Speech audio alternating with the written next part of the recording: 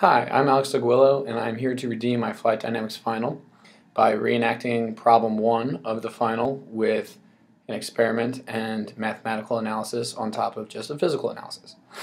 So, physically, each of these, especially the disk, is similar to the inner ring of a gyroscope. And when a gyroscope is spinning at a certain speed, it will maintain its position no matter what happens to the other rings, or the body it's fixed onto. And if what happened to that body that it was fixed to affected its spin, it would decrease the effectiveness of the gyroscope. Therefore, the symmetric bodies should not be able to be spun.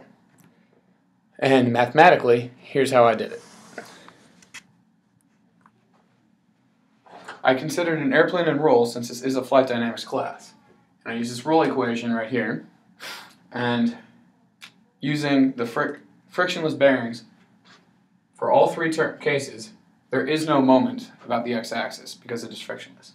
And for all three cases, the rod goes through the primary axis. Therefore, Ixz is also 0, which makes that term 0.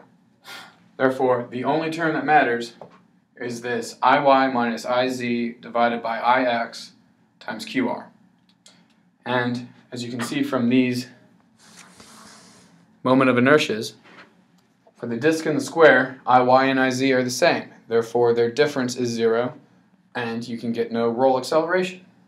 For the rod, Ix and Iz are the same, which means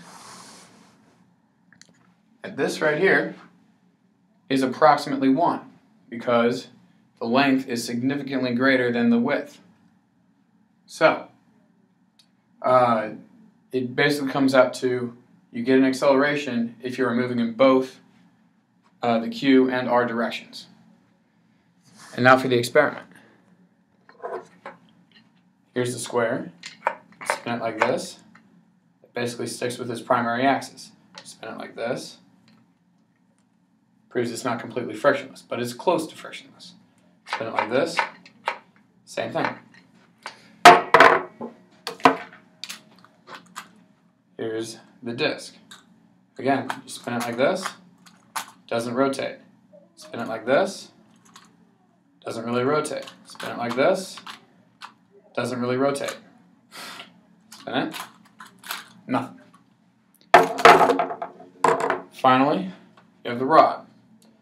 Again, spin it like this. It goes to its primary axis of rotation and kind of stays there. Same thing with this. You get a little bit of spinning in the beginning, and then it just sticks with its primary axis. But if you spin it this way and this way at the same time, you would. I am limited by my hands and cannot physically do this and this at the same time. But that is what would happen. I proved it right there.